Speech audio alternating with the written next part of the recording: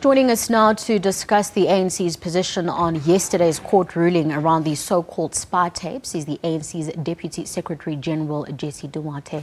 Thank you very much for joining us, DSG. Good evening. Thank you. Now, can you please take us through the party's overall reaction to this judgment? Well, firstly, this is a 7-year-old matter. It started in 2007.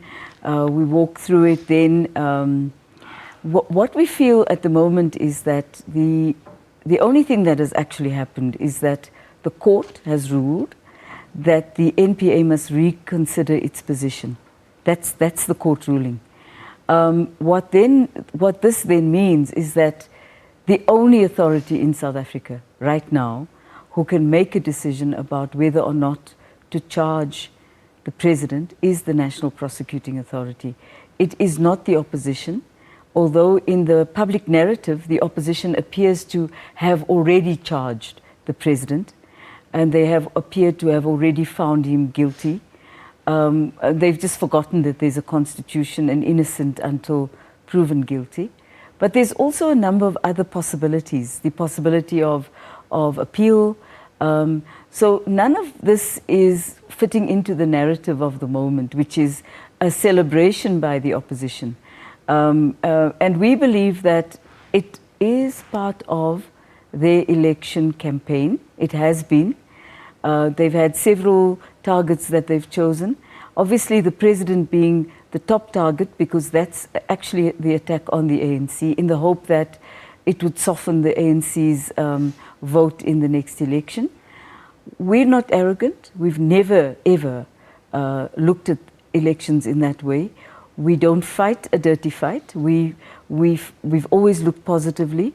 Our position is that we're going ahead with our election campaign. The president will lead that campaign. We have not asked our president to step down. We have not recalled President Jacob Zuma. That is the position of the ANC. If the NPA decides to prosecute the president, that would be well within their mandate to do so. We also respect the court's decision to do what it did.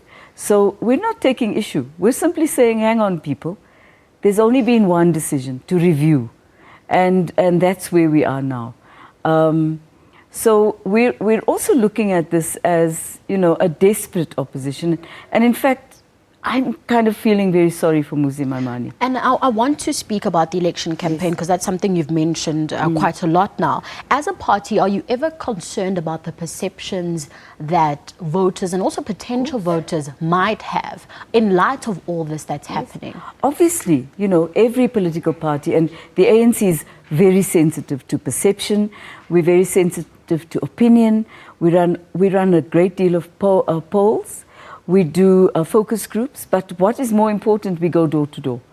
And the important thing for us is what people say when we're in their homes with them, where there's no one else listening. It's not a media platform, it's one-on-one. And frankly speaking, up to now, wherever we've been, the reports we have is people are talking about their local issues. They're very concerned about service delivery issues. They're concerned about housing. Jobs is the number one issue that's come up. Water, where there is a water problem. Housing, where there is a housing problem. So in rare occasions, one would find one or two individuals who say, but there is this issue. And we explain our position. We're running out of time, but I want to briefly touch on the Nkandla matter. Yes. What's happening with that consultative process that the ANC had vowed to go on after the Constitutional Court judgment? Just briefly take us through that. Well, right now, the Minister of Finance, the ball is in his court. He is supposed to make sure that he finds a suitable amount of money that the president owes.